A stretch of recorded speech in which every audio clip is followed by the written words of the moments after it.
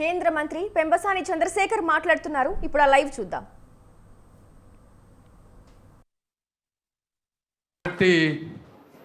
ఆ రోజు land acquisition చేయాలంటే డబ్బు సరిపోదు, ఎన్ని గవర్నమెంట్లు కూడా స్పెండ్ చేయలేవు. ఈరోజు హైదరాబాద్ ఎయిర్పోర్ట్ పక్కన ల్యాండ్ కొనాలంటే కొనలేని పరిస్థితి. కాబట్టి మీరు చేయండి, అవసరమైతే నేను ఒక 1000 కోట్లు మా గవర్నమెంట్ నుంచి ఇస్తాను అని చెప్పి ఇండియాలో హయ్యెస్ట్ వెడల్పు ఉండేటువంటి రోడ్డు కోసం గంట సేపు ప్రయత్నించినటువంటి వ్యక్తి నారా చంద్రబాబు నాయుడు గారు.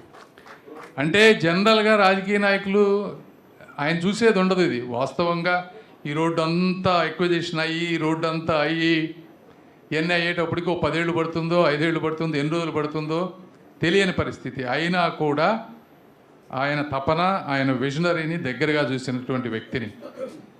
రెండోది, ఒకసారి ఆయన మంచి అడ్మినిస్ట్రేటర్ ఎందుకంటారంటే, నైట్ 11 అయింది, పొద్దున్న 9 నుంచి ఢిల్లీలో తిరుగుతున్నాం ఆఫీసుల చుట్టూ.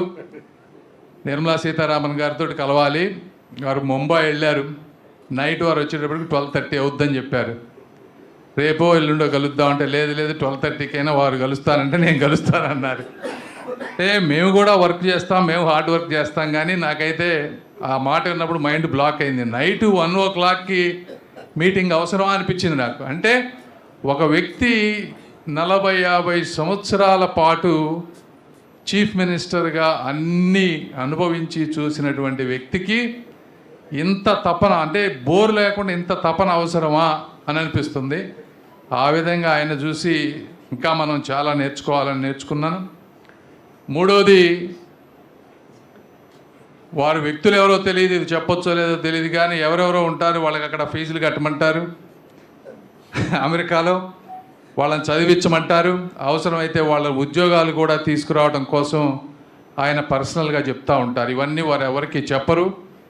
సహాయం చేసేది ఎవరికి, వాళ్ళెవరో నాకు కూడా తెలియదు. కాకపోతే ఆయనలో ఉన్నటువంటి మానవతావాది కూడా చాలామందికి తెలియదు. వేరే వాళ్ళ కొంతమందికి ఒకళ్ళిద్దరికి అపోహలు ఉన్నా కూడా అపోహలు కరెక్ట్ కాదు అని మీ అందరికీ నేను తెలియజేస్తూ ఉన్నాను.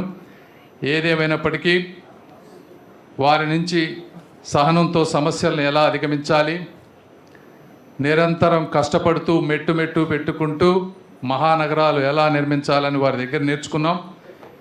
అదేవిధంగా వారు 100 సంవత్సరాలు ఆయుర ఆరోగ్యాలతో ఉంటూ మాలాంటి యువతకి ఆదర్శవంతులుగా ఉంటూ మాకు సలహాలు సూచనలు ఇస్తూ మమ్మల్ని కూడా ప్రోత్సహిస్తారని తెలుపుకుంటూ వారి కుటుంబానికి అందరికీ కూడా మనస్ఫూర్తిగా జన్మదిన శుభాకాంక్షలు తెలుపుకుంటూ సెలవు తీసుకుంటా ఉన్నాను. Thank you.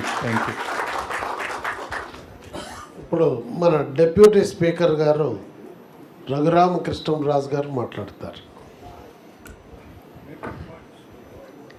సభాధ్యక్షులు టిడి జనార్దన్ గారికి, పెద్దలు అశోక్ గజపతిరాజు గారికి, నాకు మంచి మిత్రులు కేంద్ర మంత్రి